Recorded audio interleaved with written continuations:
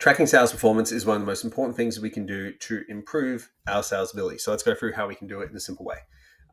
We track sales just like we track our workouts. We need to see what we improve. And a lot of people don't do this. They just basically do their sales and go, I didn't close, and that's kind of it, and they move on. We need to figure out what's working, what's not, to make better business decisions, but also to be able to eventually outsource our sales to someone else. So key sale metrics, they're the numbers that show you how well your business is doing. It tells you how many clients are signing up, how much money you're making, how much it costs to get a new client. Okay. So these are kind of like the most important metrics to track. And I will go through how to do it if you aren't doing paid advertising. Okay. Because that is important to do. So if 10 people sign up for your services and 3 sign up, your conversion rate is 30%. Generally, the higher conversion rate you have, the better off you are at doing sales. Now, your conversion ratio will never be 100%. And someone who says they close 100% of sales is a liar. So what I would look at is over the course of, say, 10 sales, what do you get? What the next 10 sales? Is there a difference in that? And basically, I don't think we need to worry about changing a sales process till we've done about 50 sales, 50 sales consults, because we haven't done enough volume simply to get good at the act of speaking to people in sales. You need to do reps of sales.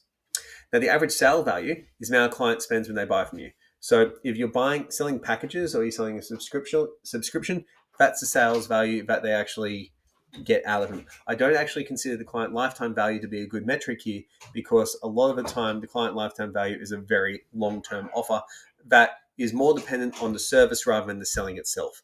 So I run a business for a cleaning. I run all the sales and marketing for a cleaning service outside the fitness industry, because marketing is a skill that transfers to multiple things. And for example, if I spend $20 on a lead, which is the average cost right now, I actually only cover the first 2 weeks of someone getting regular cleaning as my sale value. Okay. Because how long they last after that is really dependent on the cleaning themselves. I only really sell like the first 2 cleans. So after that, it's not really my responsibility anymore. So you need to be aware of that, because it can artificially inflate your sale value. Okay, that's something just to consider. And customer acquisition cost is how much money you spend to get a new client. Now, that would be the amount of sessions you do as well, for example. So if you're doing 2 trial sessions, that could be a thing. You want to look at that. Now, if you're definitely doing ads, you definitely track this. But apart from that, conversion rate and average sale value will be very, very good. Now, some tools for doing it. There's lots of CRMs that do it. Spreadsheets will do it. Payment platforms will do it. It is actually pretty simple to track these data points, because you just want to write how many sales consults do you do per week, how many people do you sign, how much do they sign for, how much is my lead cost. Really simple. Track that over time. Now, using data to improve sales, you want to look at a couple of different things. So the first one is, if most of your clients buy a 3-month package, whatever package they buy, promote that more in your marketing, because the first rule of thumb for sales is more. The first rule of marketing is more. So if you can get more people interested in the product and have more conversations, you're going to make more money, and then you can refine the sales process for that particular offer. Now, you also will identify slow and busy seasons over a period of a year. So, for example, you might find that December is slow because people don't want to join up. From here, you could focus on retention. You could focus on other strategies as well. There's a number of different things that you can look at there. A number of different decisions that you can make. We're not going to go through them all now, just for the interest of this video. And then you want to look at successful marketing strategies. So I had a really good month this month. What happened differently around that? Because you don't want to just assume it's your skills as a salesperson. No, you could have got lucky. That does happen. But what happens is often there's something different's been happening in marketing, or a different offer that leads to that. So that's something to certainly consider. Now, if we look at adjusting strategies based on data and insights, which is what you should be doing, if your conversion rate is low, you probably need to look at improving your sales pitch or offering a free consult or something like that. Most trainers' conversion rate is low. So actually following the scripts we have in this course and following those structures and then improving them over time is the main thing that you need to do.